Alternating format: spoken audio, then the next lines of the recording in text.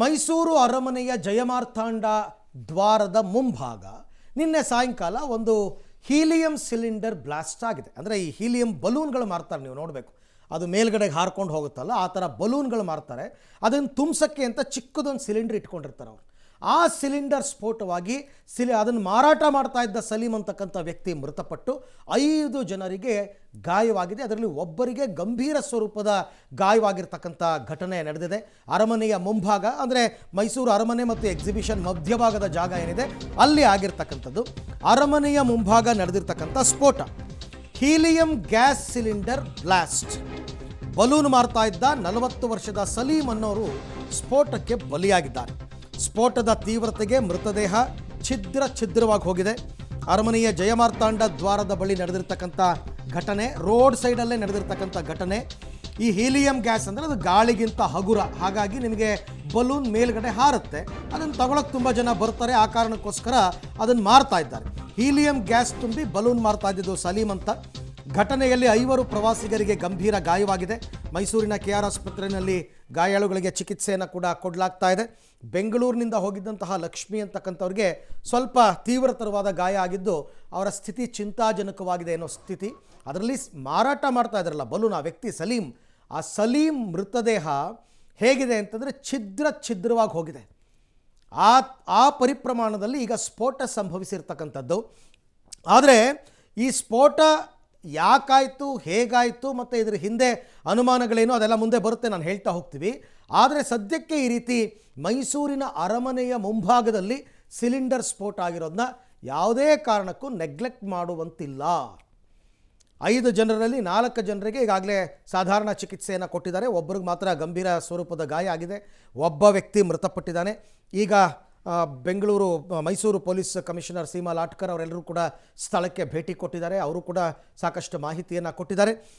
ನಿಮಗೆ ಮೈಸೂರು ಅರಮನೆ ಮುಂಭಾಗಕ್ಕಿಂತ ಅದರ ಎದುರುಗಡೆ ಇರತಕ್ಕಂಥ ಎಕ್ಸಿಬಿಷನ್ ಗ್ರೌಂಡ್ನಲ್ಲಿ ಈ ಬಲೂನ್ನ ತುಂಬ ಮಾರಾಟ ಮಾಡ್ತಾರೆ. ತುಂಬ ಜನ ಬಂದು ಮಾರಾಟ ಮಾಡೋದು, ವಸ್ತು ಪ್ರದರ್ಶನ ನಡೆಯುವಂತಹ ಸಂದರ್ಭದಲ್ಲಿ ನಿನ್ನೆ ಅದೇ ರೀತಿ ಕ್ರಿಸ್ಮಸ್ ಹಾಲಿಡೇಸ್ ಅಂತಂದಾಗ ಸಹಜವಾಗಿ ಮೈಸೂರಿನಲ್ಲಿ ಅರಮನೆಗೆ ಲೈಟಿಂಗ್ಸ್ ಎಲ್ಲ ಮಾಡಿರ್ತಾರೆ.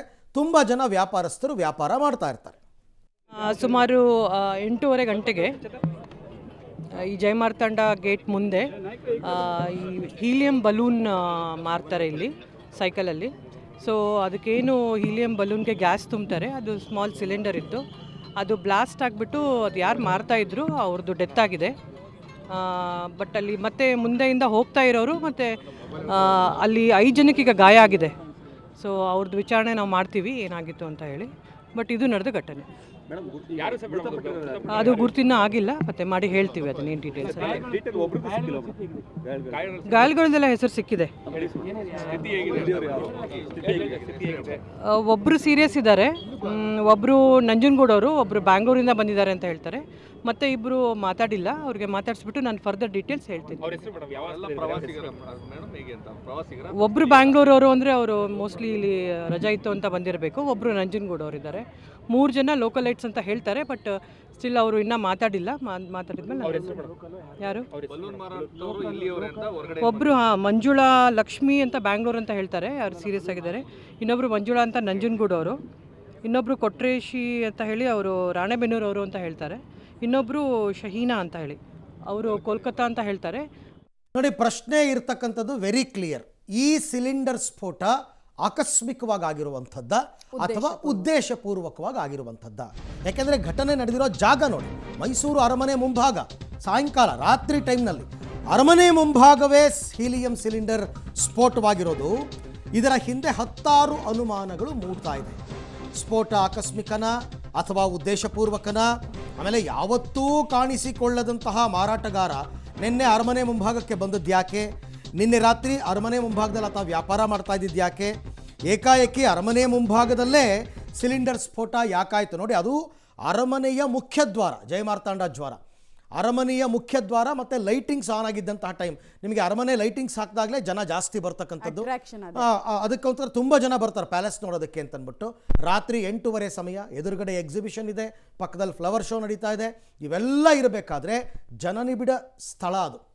ಆ ಜನನಿಬಿಡ ಸ್ಥಳದಲ್ಲೇ ಆಗಿರ್ತಕ್ಕಂಥದ್ದು ಅನುಮಾನ ಮೂಡಿಸ್ತದೆ. ಆಮೇಲೆ ಈ ಅರಮನೆ ವ್ಯಾಪಾರಸ್ಥರಿದಾರಲ್ಲ, ಬಹುತೇಕ ಜನ ಎಲ್ಲ ಸ್ಥಳೀಯರು, ಬಹುತೇಕ ಜನ ವ್ಯಾಪಾರಸ್ಥರು ಎಲ್ಲ ಮೈಸೂರಿನವರೇ.